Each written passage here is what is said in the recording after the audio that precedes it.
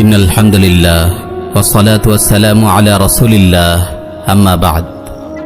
প্রিয় ভাই ও বোন, কখনো ভেবে দেখেছেন পৃথিবীতে আপনার কি কাজ, কি উদ্দেশ্যে আপনি দুনিয়াতে এসেছেন? অন্য সব প্রাণীর মতো পেট পুড়ে খেয়ে আরামে ঘুমানোই কি আপনার জীবনের পরম লক্ষ্য? আল্লাহ তাআলা বলেন, ওয়ামা খালাকাতুল জিন্না ওয়াল ইনসা ইল্লা লিয়াবুদুন। আমি জিন ও ইনসানকে কেবল আমার ইবাদতের জন্যই সৃষ্টি করেছি। কখনো জীবন নিয়ে ভেবেছেন? মরণের কথা চিন্তা করেছেন? আল্লাহ রাব্বুল আলামিন কেন জীবন মরণ সৃষ্টি করেছেন? কুরআনুল কারীম খুব স্পষ্ট ভাষায় এই প্রশ্নের উত্তর দিয়েছে। আল্লাযী খালাকাল মাউতা ওয়াল হায়াতা লিয়াবলুয়াকুম আইয়ুকুম আহসানু আমালা। যিনি সৃষ্টি করেছেন মৃত্যু ও জীবন তোমাদেরকে পরীক্ষা করার জন্য কে তোমাদের মধ্যে কর্মে উত্তম।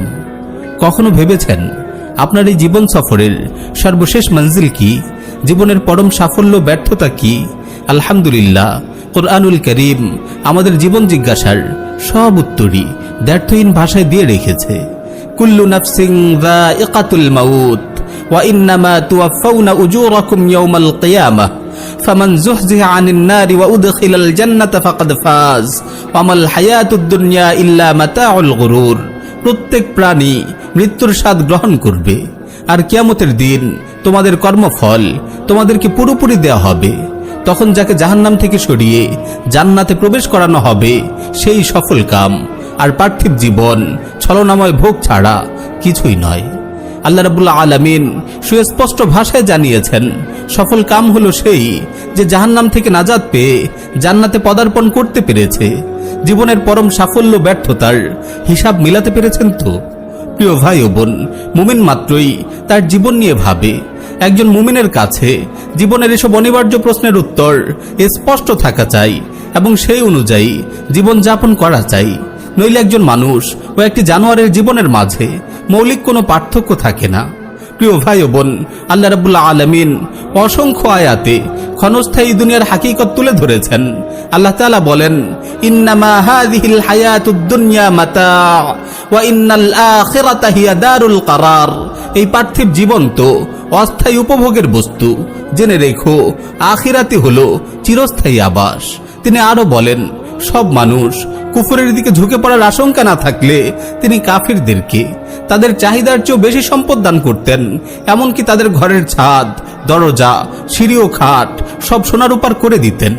দুনিয়াকে আল্লাহ তাআলা সুশোভিত করেছেন তার শত্রুদের জন্য এবং সেই সব মূর্খদের জন্য যাদের ভাগ্যে আখিরাতে কোনো কল্যাণ নেই। রাসূল সাল্লাল্লাহু আলাইহি ওয়াসাল্লামকে তিনি তাদের চাকচিক্যের দিকে দৃষ্টি প্রসারিত করতে নিষেধ করেছেন। যারা দুনিয়ার ভোগবিলাসে মত্ত হয় তাদের নিন্দা করেছেন। অনেক অবুঝ ভাই ইউরোপ আমেরিকার বস্তুগত সমৃদ্ধি ও তাদের ভোগ বিলাসিতা দেখে বিস্মিত হন। তাদের জন্য কোরআনের এই আয়াতে রয়েছে অনেক বড় শিক্ষা। আল্লাহ তাআলা নবী সাল্লাল্লাহু আলাইহি ওয়াসাল্লামকে বলেন, যারহুম ইয়াকুলু ওয়া ইয়াতামাত্তাউ ওয়া ইউলহিহিমুল আমাল ফাসাউফা ইয়ালামুন। আপনি তাদের ছেড়ে দিন, তারা খেতে থাকুক, ভোগ করতে থাকুক এবং আশা তাদের মোহাচ্ছন্ন করে রাখুক, অচিরেই তারা জানতে পারবে। প্রিয় ভাই ও বোন, জীবনের চরম পরিণতি এবং আখিরাতের পরম সাফল্য ব্যর্থতা সম্পর্কে সব সময় সচেতন থাকুন।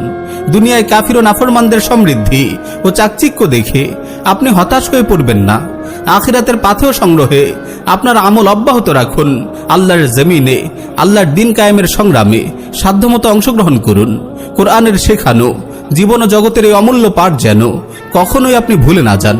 আল্লাহ তাআলা আমাদের সবাইকে জাহান্নাম থেকে নাজাত দিন। আমিন ইয়া রাব্বাল আলামিন।